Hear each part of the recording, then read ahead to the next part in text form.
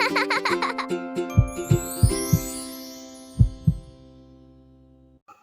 Spurti ji, how are you? I'm fine, thank you. It's been a long time since we caught up last time. Yeah. First of all, congratulations on your little one. Thank you. Very happy for you, for Akshara, for the family. Thank you. So, what have you named him? We've named him Aprameya. Okay. That's Krishna's name, Okay. and it's a unique name for us. So Yes, it definitely is unique. First time I'm hearing this. it's Aprameya. Aprameya. Very nice name. So, let me begin by saying we are starting this series. It's a parenting podcast where we discuss some parenting strategies so that upcoming parents or new parents who've just given birth know how to deal with this because it is fairly new and every child is different. I'm sure you know. Yeah. So, how did becoming a parent change you? It changed me completely, mentally, physically also, new challenges.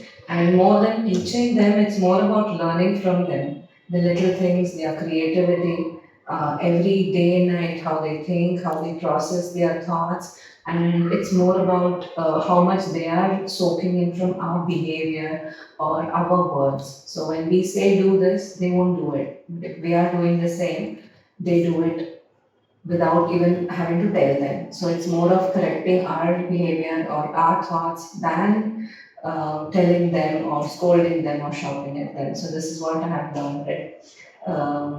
Yeah.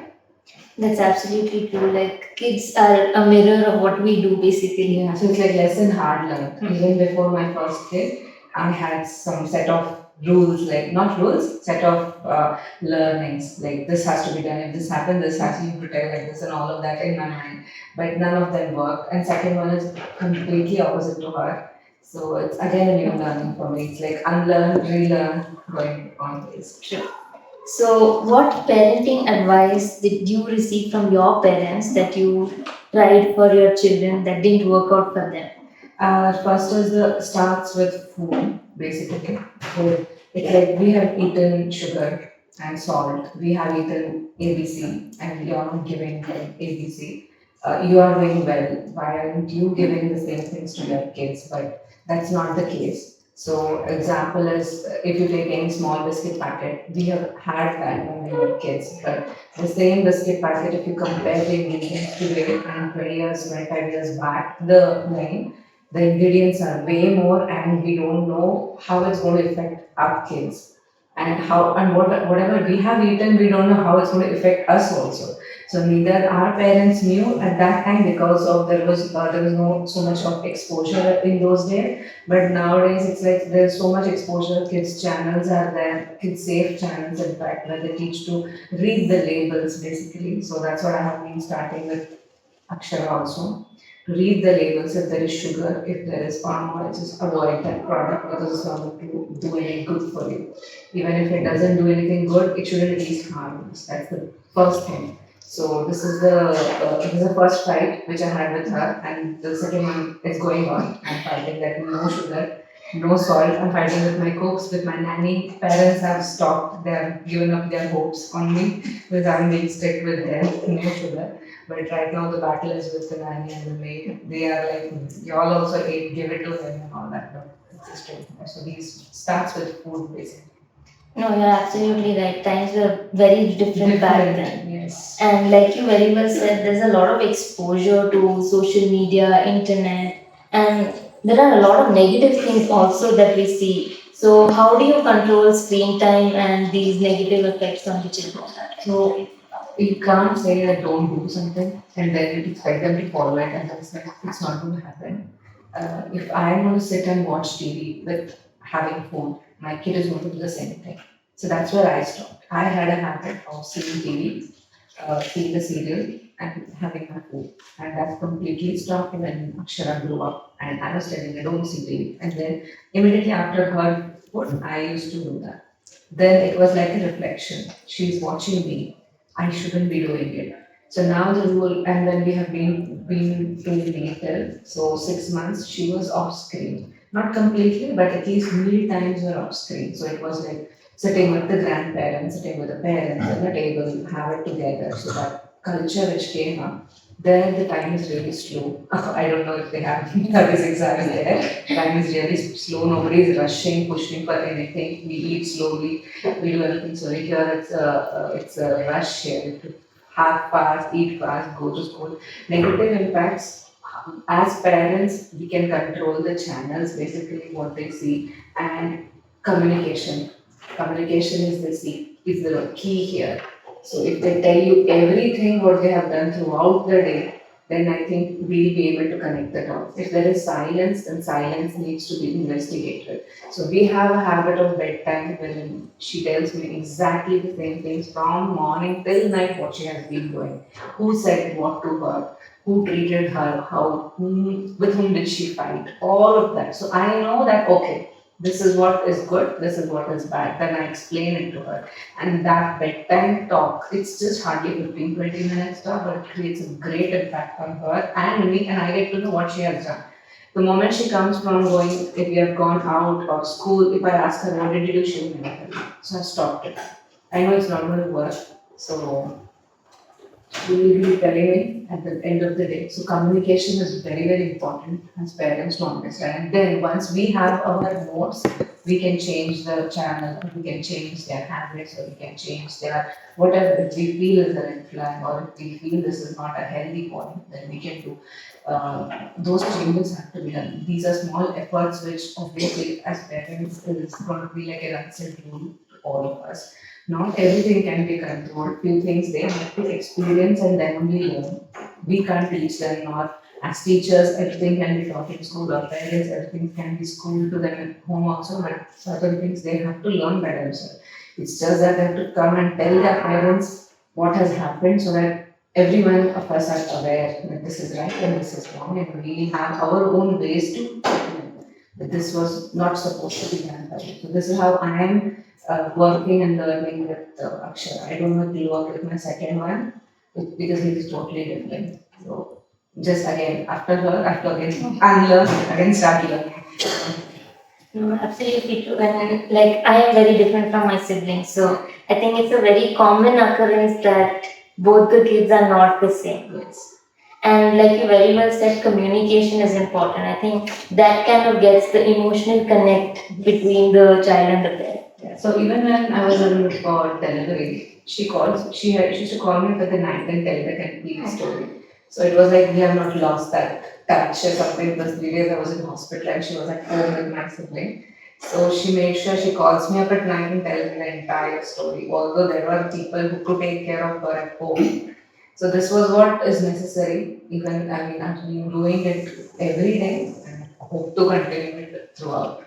That's really sweet because I know that it might be difficult for the first child when a new child comes in, but it is also very difficult for the mother to now split her time between two kids, and sometimes you don't know what is right and when to draw a line. So how do you handle all the sleep challenges, like when Akshara was a kid or now when Akrama is small? Sleep time of home. My Yours. my sleep time is night time only. Afternoon I just lie down. Akshara is a very no cry baby, very silent. Eat, sleep, and hardly some noise. We used to understand that okay, she needs food or she needs to sleep. That's it. So her cues were very, very understandable. This guy is totally different. He wakes up crying, sleeps crying. He's always in his, that extravagant energy. I don't know where it comes, but he is always on high note every time. So since he is still 6 months, he having his nap times regularly. So he sleeps, we spend my time with her. She's in school and she comes back, I spend time with her. My time, deep sleep time is at night only, so I don't skip that timing. And since he sleeps by 9, he can't sleep, I mean, he can't be awake beyond 9 o'clock. So I have changed mine and Akshara's time. We are like early to bed, early to rise. Let's sleep. That's good, that's healthy. Yeah, we are like, let's change our timings. Otherwise, we used to sleep like 10:30, 11. I'm like, since he's sleeping early, since there's no noise in the home, let's all go to sleep. So we sleep by 9:30, we are flat. And we are getting better sleep. The sleep time is more in fact. That's great. Yeah. So these small changes I've been learning to do. The ways it used to be very late, 10:30, 11:30, we will be like sitting and chit chatting. So yeah. Choosing a preschool is like a really important phase of the child, especially since this is their first place where they're getting educated or learning apart from home. So, what are the things that you had in mind by before choosing a preschool? So since we stay in a community, my first thing was asking my friends where all their kids go, and once they gave their names, like we go to this school, we as parents visited all the schools because we wanted to see how is the school, how is the culture, how is the setup where they are going to be seated, is it well ventilated, is it we didn't want air conditioned classes because right from the beginning it's very important they are exposed to sweating, sunlight, playing, all of these things. We didn't want them to be conditioned into a room because that's the future. Even we set it to air conditioned offices, right? So that's anyways there. But as kids, we've all played outside. We've all soaked the sun. We have sweated. I don't think we can achieve all that for our kids how we grew up, but that was the least thing we wanted. Like she should be having all the exposure over here. So first thing was a well clean hygienic classrooms basically, and the strength shouldn't be very much too much. Like some schools wherein we inquired, it was like 100, 150 strength maybe. I was like a strict no, I cannot. She's very small. I mean, all kids are small, but there should be some personal attention, some kind of care that every child requires at the beginning because they are also overwhelmed. They can't be lost in the crowd. And when she was enrolled in Ireland, she was not even potty trained. I didn't do that potty training. I'm very much lucky that it had happened here in the daycare. So I'm hoping for the next one also I will sending. Sure, we're already prepared. So yeah, hygiene was the first thing, and then well ventilated spaces. It's second thing. And Bangalore, being Bangalore, there is dust and there is whatnot over here, mosquito issues and all. But when we came there, we didn't find all of those, so we were just checking things. Like, okay, we're going to send her here. It's nearby for us. Convenience is a big thing for working parents. We cannot send her out of places, and then if God forbid some health issue comes and all, we won't even be able to reach her quickly. Those issues also shouldn't be there. So distance, hygiene, ventilation, these were the top priority things for me. And even now, since next year we're going in first standard, these are the first criteria checklist for us wherever we want to still hunting, started the procedure of hunting first standard and all, but these are going to be the top things. We don't want only academic. Here she's growing all around. Like she's doing sports, she's studying, she's saying poems, and she's doing it all. So we want the same things to continue further also.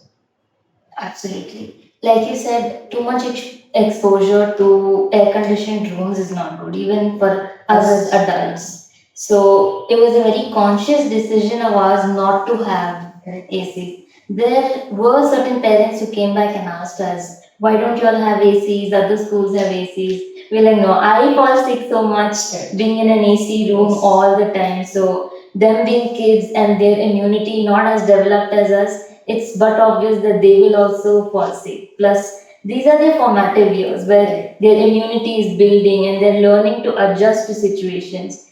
If in the very beginning everything is provided to them on a platter, they will not know how to work without it. Yes, that I am being too comfortable, giving them too much comfort is not going to help them at all.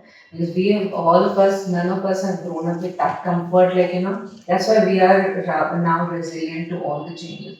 One day she told me that I was sweating in the class. I'm like, yeah, it's okay, it's summer, you will sweat. It's okay. That's the body's response that it's working properly. That's how it is. Summer, everyone will sweat and you have to sweat. You can't sit 24 hours in an AC saying it's summer, I don't want to sweat. No. Your body should be able to sweat in summer. If you play, it also has to sweat. That is the body's natural response. So when I explained it to her, then she was like, okay. So in our 6 month gap, when I enrolled her in a summer camp there at my native, there she was explaining the same concept to her fellow friends who were complaining that it is hot. Wow. So I'm like, okay, it's a smart baby. Yeah, going in the right direction. So, what are some conversations as parents that many other parents would avoid, but like we should actually have those conversations with the kids? Okay, so again, safe touch, bad touch, these are the basic things which even I think schools have also have started doing it, being it, showing it to them, explaining it to them. I don't think it's very uncommon right now. All are doing it, but I think it should be done in a more aggressive way because what I have seen in my community or the kids around me who are boys and girls, both of them, they are not aware of certain topics which even though as parents it shouldn't be spoken about, but since they would have heard it in their buses or vans or something, as a part of your body, you cannot make fun of your body part, right? So these common things as parents from a very young age, you need to start explaining it to them, sit with them, have your conversations, and I make it a part that I have conversations with my friends also when that happens. So like we have a lot of kids party at our home and we have all that sort of stuff that I prepare for them. So it's like a make a favorite party kind of thing going on, all her class, same age group people. So I said, and when we are doing these things, I explain it to them that you shouldn't be saying this. Why you shouldn't be saying this? Because it is this reason. So if you keep teaching them, they're not going to learn. At this age, like 5, 6, it's more about making them involved and how you involve them is like, something funny or something, like in a dance or a song or whatever that works for the kid. But we can't keep saying the same thing every day and expect them to learn. It's not effective. This is what I have learned by communication ethics. Like we have to tell them from our part, this is how it is and this shouldn't be spoken or made fun of. Let's say. What is one parenting mistake that you made and learned after that, maybe I could do it some other way? Yeah, I have made a lot of mistakes. The mistake number one is like overprotected. I don't know why, but I get panic attacks when I see her falling or, if she's going to, I don't know, something. It would have hurt her for sure. She's just in plain sand, but somehow she falls and like, she get hurt, she get hurt, she get hurt. But then I I'm think like, that's a natural mother instinct. yeah, I'm like, why am I like this? Then I started thinking that okay, she's getting hurt. If she's not going to learn, then how? I have also fallen down. My mother never corrected me so much, but I used to correct her a lot, overcorrected, and I saw her confidence going down. That's what was my mistake. When I started correcting her for every small thing, I started noticing that she's not being confident of doing anything. She's thinking like, no, I'm getting scared. For cycling also, she was like, no, I'm scared. Then I realized, no, I should stop correcting her for certain cases. Of course, for certain ones, you have to draw a line. But not everything needs to be corrected. Kids have to be kids only when they're still small. That's my huge mistake of correcting everything. I cannot correct. I have stopped it, and I won't. I'm being conscious with I mean, once he grows up, being conscious that I shouldn't correct him for everything. What needs to be corrected, yes, but overcorrecting leads to the drop of confidence of kids. Like, and I'm anyways going to do it wrong. Somebody will correct me, so let me not do it. They stop their creativity or they stop exploring. This is what I observed in her case. And from that day, I just stopped correcting her. Like for every small thing. How do you balance career and family responsibilities? Uh, okay, I'm not balancing it. I cannot balancing it. It's impossible to balance because it's too much currently. There is career, there is you need to grow in your career also. Kids have to grow in their life also, and there are aging parents. So I think if it's possible, just outsource your work to people who can make your life easier if that is feasible. You don't have to become a Wonder Woman all the time, which I used to do when it was Akshara's time, and then I realized that no, I cannot, I don't need to do it. I can hire people and get my this XYZ work done, let me do it and spend my time with her. And the same thing I'm doing now also. I have help, sufficient help at my home so that I'm spending my time with my kids. And once my work resume, I have a month more to resume my career, I mean my work. So until then, this is how I have set up the timings and schedule and all. But if trying to balance or trying to do everything by one person is not going to help. We are going to be the one who are going to suffer at the women of the house. because our hormones are all over the place. We need to do weight loss also. We need to do all kind of things. We want to attend parties, want to be with the kids. We want to be everywhere. It's not only that. It's going to take a toll on us. So, if possible, as much as possible, try to outsource the work. It's a help for them also, and it's a help for us also. And aging parents cannot help. We need to be with them, at least connect with them, and all of those things. Yeah, family responsibilities are not going to end, but kids are going to be placed only for certain time of the life. When they once they grow up and once they become independent, uh, family responsibilities, job, everything will be there. They are not going to be kids anymore. So we need to divide our time, outsource the work, take help wherever possible, and that's what we get. But kids actually, at least they are growing age, that's where they're forming their, their head, brain is developing and all of that. That time we need to do that. I mean, other things can wait, should wait. That's true. These are like their precious years, Exactly. and we should be as available as possible. Possible, yeah, correct. Thank you so much, Purti ji, for your time. It was lovely having this conversation with you. Thank you so much, Satnam. I don't know how far I will be able to achieve the agenda of this podcast, but then it's more of learning and explaining to you. That's it. Not even explaining, just conversing. No, it was definitely a lovely conversation, and I learned a lot. So thank you very much. Thank you so much.